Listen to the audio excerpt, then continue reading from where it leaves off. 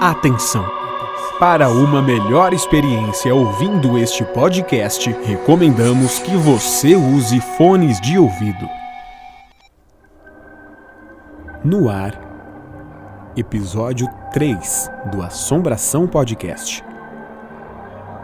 Meu nome é Levi Palomo e neste episódio você vai conhecer a história que deu origem ao filme O Exorcismo de Emily Rose.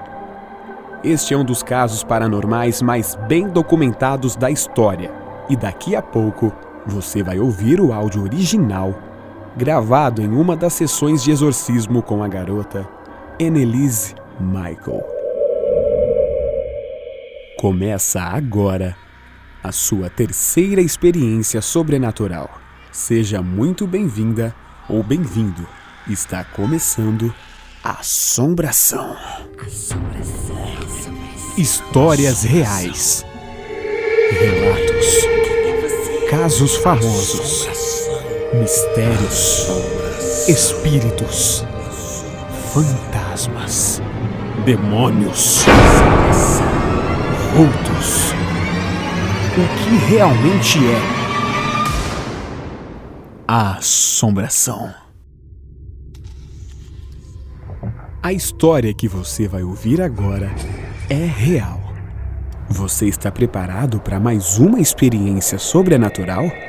Está começando Fatos Reais.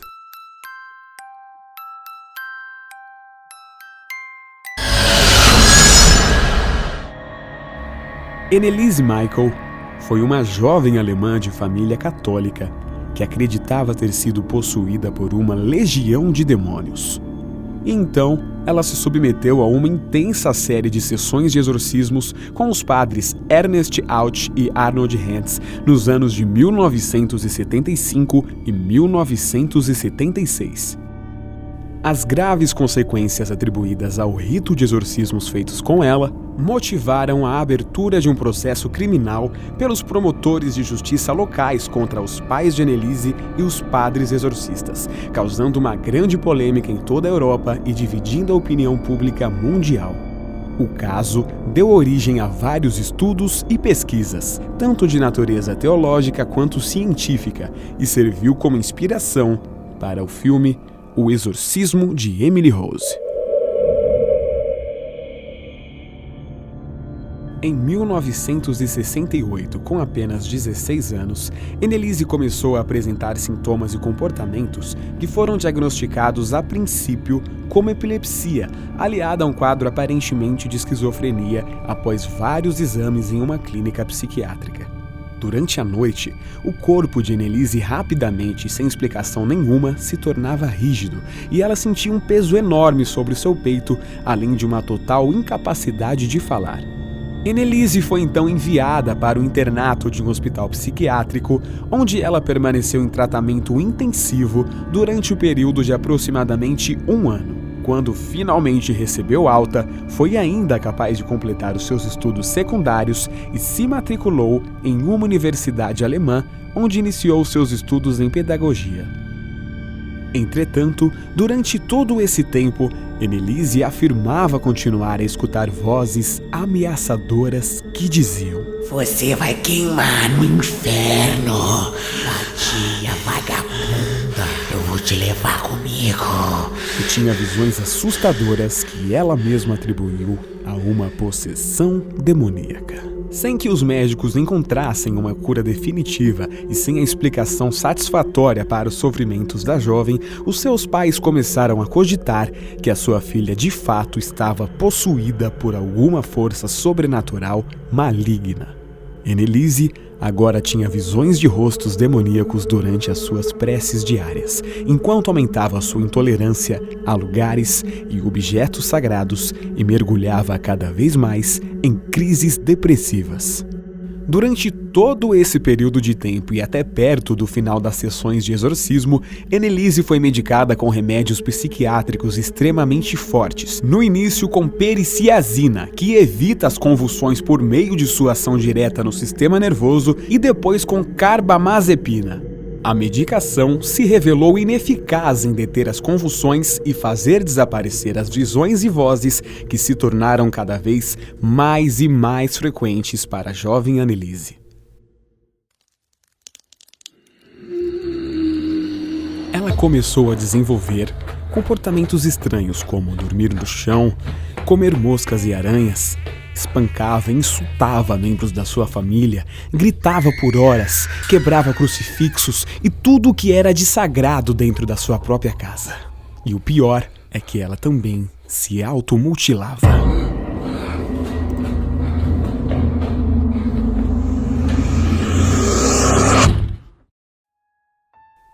No verão de 1973, os pais de Anneliese foram até a paróquia local solicitando aos religiosos que submetessem a sua filha ao ritual de exorcismo. A princípio, o pedido foi negado, uma vez que a doutrina da Igreja Católica com respeito a essas práticas é muito restrita. Segundo a Igreja, dentre outras coisas, os possuídos devem ser capazes de falar línguas que nunca tenham estudado, manifestar poderes sobrenaturais e mostrar grande aversão aos símbolos religiosos cristãos. Algum tempo depois, o padre Ernest Alt, considerado um perito no assunto, conclui que Anneliese já reunia as condições suficientes para a realização do exorcismo de acordo com os procedimentos prescritos no Ritual Roman, o livro de exorcismo da Igreja Católica. Por essa época, Anneliese já tinha assumido um comportamento cada vez mais irracional. Ela xingava, espancava e mordia os outros membros da família. Além de dormir sempre no chão e se alimentar com moscas e aranhas, chegando a beber da própria urina. Anneliese podia ser ouvida gritando por horas em sua casa, enquanto quebrava crucifixos, destruía imagens de Jesus Cristo e lançava rosários para longe dela. Ela também cometia atos de automutilação, tirava suas próprias roupas e urinava pela casa com muita frequência. Em 1974, após acompanhar de perto o comportamento de Anneliese, o padre Ernest Alt finalmente decidiu solicitar permissão ao bispo para realizar o exorcismo, e a permissão foi concedida. Após efetuar uma exata verificação da possessão em setembro de 1975, o bispo autorizou os padres Ernest Alt e Arnold Hentz a realizarem os rituais do Grande Exorcismo, cuja base é o Ritual Roman, que ainda era, à época, uma lei canônica válida desde o século XVII. No rito do exorcismo, o padre deve portar um crucifixo e uma Bíblia para poder utilizar as palavras ditas por Jesus Cristo com precisão. Deve fazer o sinal da cruz, abençoar a pessoa possuída e jogar sobre ela água benta. O padre então ordena com fé e firmeza que o demônio deixe o corpo da pessoa possuída e ora pedindo pela salvação da vítima em nome de Jesus Cristo. As orações denunciam a ação maléfica de Satanás e rogam pela misericórdia de Deus. Normalmente, os padres levam o possesso para uma igreja ou capela, onde podem realizar o rito reservadamente apenas com a presença dos familiares. As sessões de exorcismo não têm um prazo de duração específico, podendo se estender durante horas, dias ou meses. No caso de Anneliese, as 67 sessões de exorcismos que se seguiram, numa frequência de 1 ou 2 por semana, se prolongaram inicialmente por cerca de 9 meses, durante os quais ela muitas vezes tinha que ser segurada por até 3 homens ou, em algumas ocasiões, acorrentada. Ela também lesionou seriamente os joelhos por conta das ajoelhadas compulsivas que realizava durante o exorcismo, aproximadamente 400 em cada sessão de exorcismo. Durante algumas sessões de exorcismo de Anneliese, as paredes da casa abriam rachaduras, as portas batiam, ela xingava os padres que insistiam em continuar o ritual, clamando fortemente o nome de Deus. Em um desses momentos, Anneliese se encontra amarrada na cama e um dos padres faz o sinal da cruz na testa de Anneliese e diz: "Vá embora em nome do Pai, do Filho e do Espírito Santo, com este sinal da Sagrada Cruz de nosso Senhor Jesus Cristo, que vive e reina com o Pai e o Espírito Santo." Enquanto isso, objetos começam a cair e a oração feita pelo padre não surte efeito nenhum. Muito pelo contrário. Annelise começa a rir debochadamente do padre, que insiste nas orações. Nesse momento, o corpo de Annelise, que está amarrado na cama, se desprende das amarras e começa a levitar sobre a cama com os braços abertos. O padre então continua a oração e joga água benta sobre o corpo dela. A água benta, no momento em que encosta no corpo de Annelise, abre uma ferida, como se ela fosse cortada com uma faca.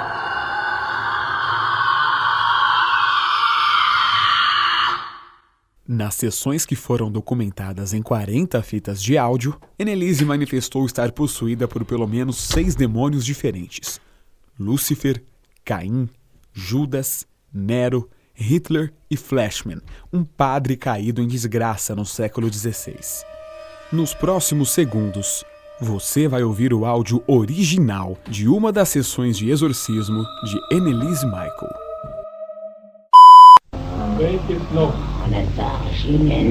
Im Namen Jesu. Nein!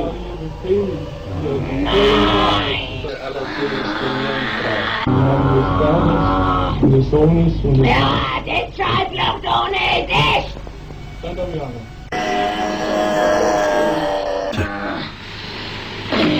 Ja, das ist von mir. Ihr könnt's auch nicht machen. Scheiß durch, was die doof schreien.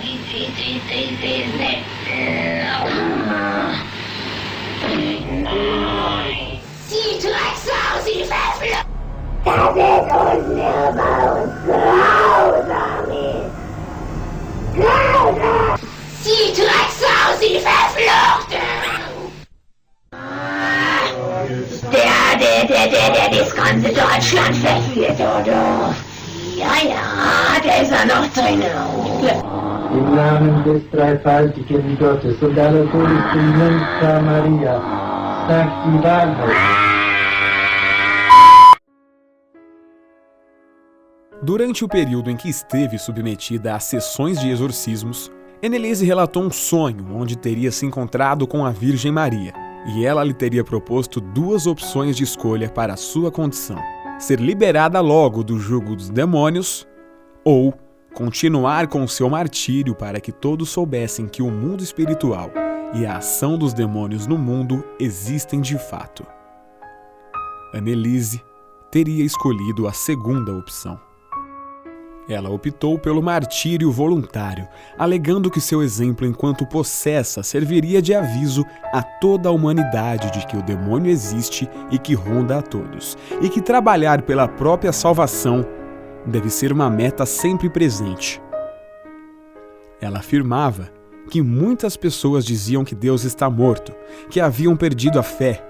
Então ela, com seu exemplo, mostraria que o demônio age, independente da fé das pessoas para isso. Em 1 de julho de 1976, Annelise Michael morre enquanto dormia. À meia-noite, segundo o que afirmou, os demônios finalmente a deixaram e ela parou de ter convulsões. Annelise foi dormir exausta, mas em paz, e nunca mais acordou, falecendo aos 23 anos de idade. A autópsia considerou seu estado avançado de desnutrição e desidratação como a causa de sua morte por falência múltipla dos órgãos. Nesse dia, o seu corpo pesava um pouco mais de 30 quilos.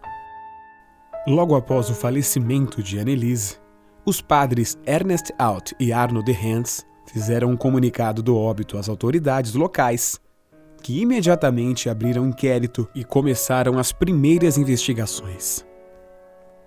Os promotores públicos acusaram os 2 padres e os pais de Annelise de homicídio causado por negligência médica.